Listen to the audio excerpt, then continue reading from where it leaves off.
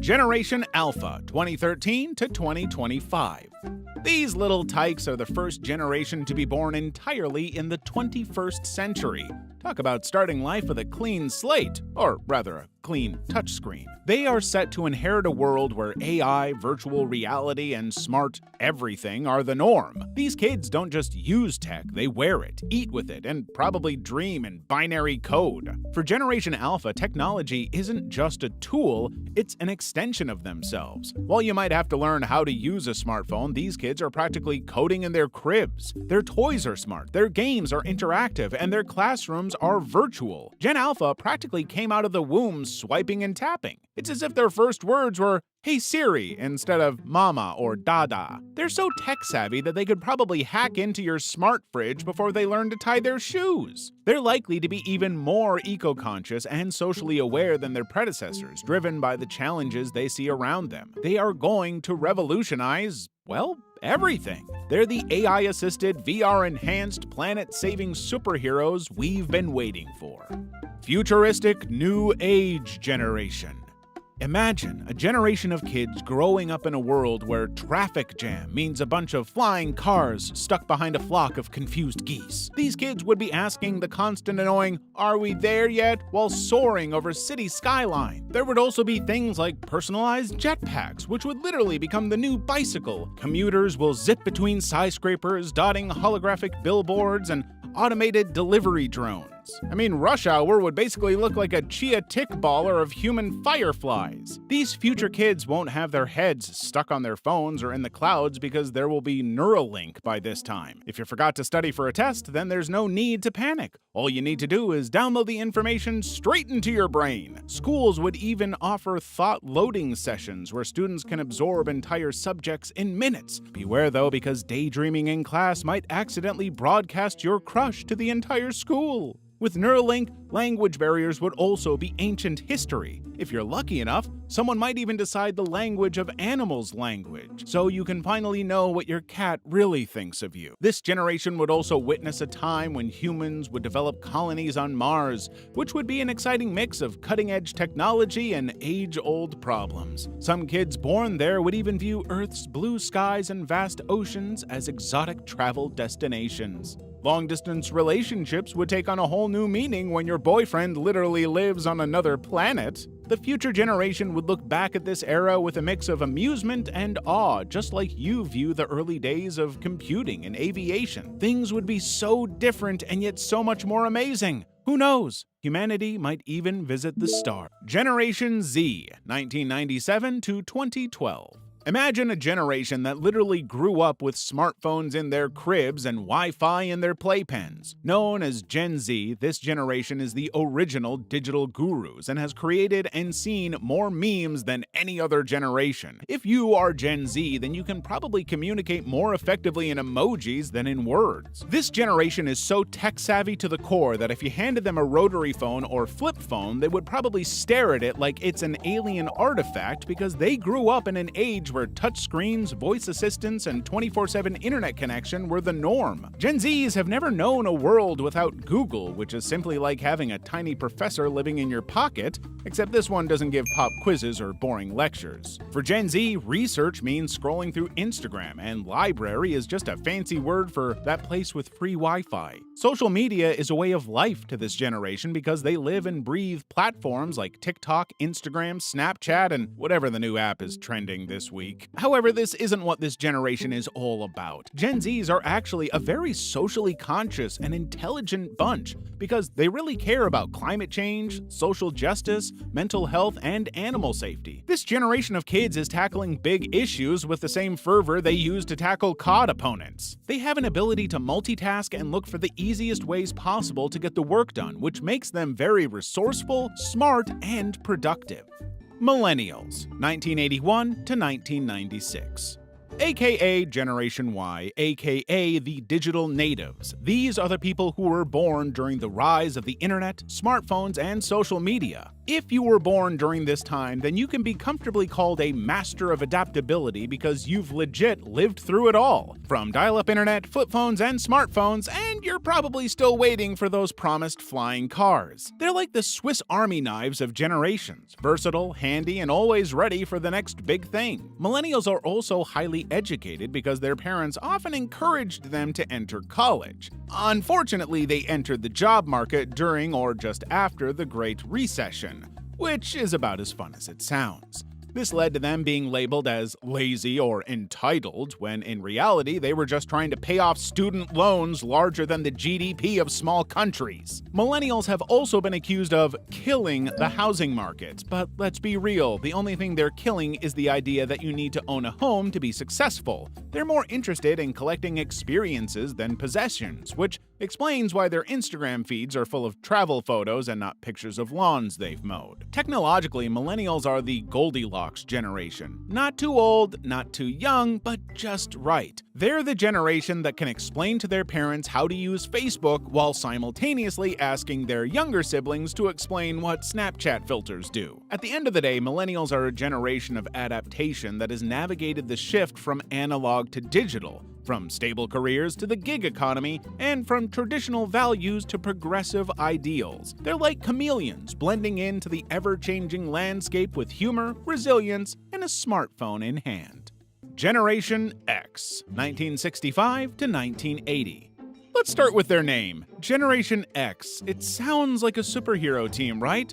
But unlike the X-Men, these Xers don't have superpowers, unless you count their ability to survive without the internet and phones for most of their childhood as a superpower, which, let's be honest, it kind of is. Generation X are the ones who grew up with MTV, the original Star Wars trilogy, and the ever-present threat of nuclear annihilation. In short, they were the guinea pigs for modern pop culture and the end of the Cold War. One of the greatest traits of this generation was their independence. They're often called the latchkey kids because many of them came home to empty houses after school because their parents were busy working. This led to a generation that's self-reliant and adaptable. These guys entered the workforce during an economic downturn and are known for their resourcefulness and resilience. They witnessed the rise of the corporate ladder, but were also the first to truly embrace the concept of work-life balance. They're the generation that said, wait a minute, there's more to life than just work? And then promptly invented casual Fridays and telecommuting. They worked hard and played harder, often simultaneously, and were honestly the original side hustlers,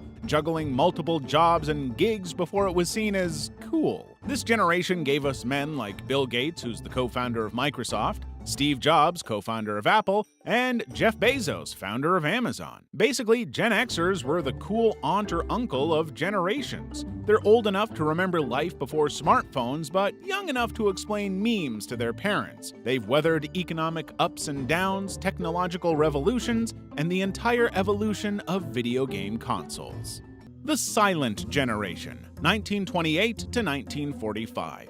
Have you ever wondered why your grandparent is such a strict, disciplined, no-nonsense man? Well, it might just be because they grew up as the silent generation, where the after effects of World War II and the Great Depression shaped their entire lives. If you grew up in this period, you didn't just talk the talk, you would also walk the walk, even in the rain, in the sun, or in the snow, without complaining. Or if you did complain, you did it very quietly. You were born in an era that survived the worst economic downturn, so you were basically the people tasked with making the world better again. Imagine being in school and worrying more about rationing than recess. These guys didn't get to live or experience their childhoods to the fullest because they had to grow up so fast, learn to take responsibility, be frugal, and work hard out of necessity. You didn't do it because you felt like it, you did the work because you had to survive. This is why most people from this generation are super hardworking, strict, and very old-fashioned. You could say they were into vintage before hipsters made it a thing. They became called the silent generation not because they were mute, but because they were modest and didn't whine or complain about anything. While modern social media encourages us to share every meal and mood, the silent generation would have probably seen a post about avocado toast and said,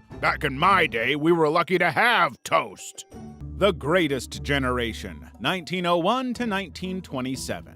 Have you ever seen a movie with the whole storyline based on the after effects of war? You know how there would always be an economic crisis and collapse, and everybody that survived would literally be moving around confused and lost while trying to make sense of what is left of the world? Well, this is exactly what the Greatest Generation experienced throughout their time. Now, after World War I, the entire world was thrown into something called the Great Depression. And if you think what the world is going through now is bad, just wait till you hear how crazy it was for these guys. The Great Depression began with the stock market crash in October 1929, which wiped out millions of investors. You see, the entire economy took a nosedive faster than a seagull spotting a dropped hot dog at the beach. The unemployment rate was as high as 25%, and a total of 12,830,000 people were unemployed, which led to people losing their savings, homes, and widespread poverty and homelessness. And just when they thought life couldn't get any more depressing,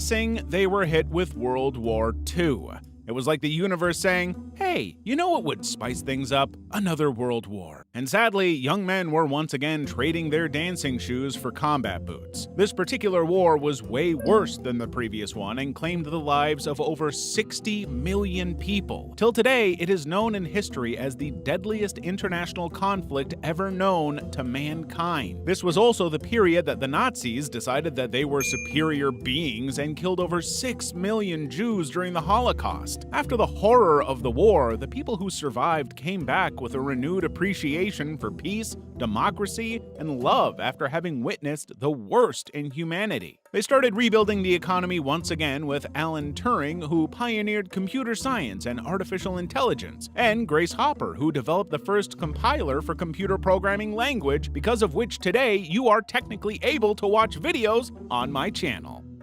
The Lost Generation, 1883 to 1900.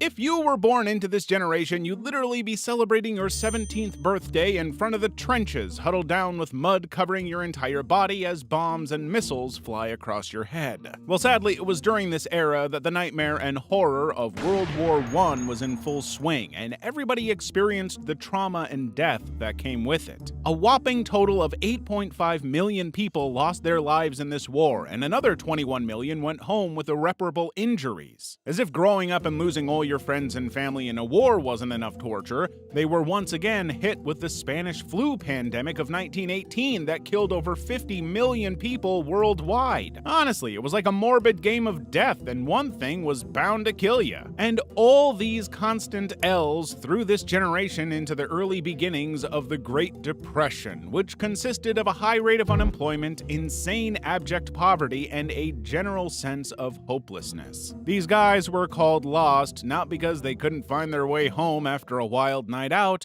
but because after everything they went through, lost was the perfect way to describe them. Well, nobody can blame them for calling themselves a lost generation, honestly. However, a lot of good still came from these guys. They were still able to reach within themselves and come up with people who made significant contributions to the world. Well, they have Albert Einstein, who developed the theory of relativity, and Alexander Fleming, who discovered penicillin, who was also born during this time. Baby Boomers, 1946 to 1964.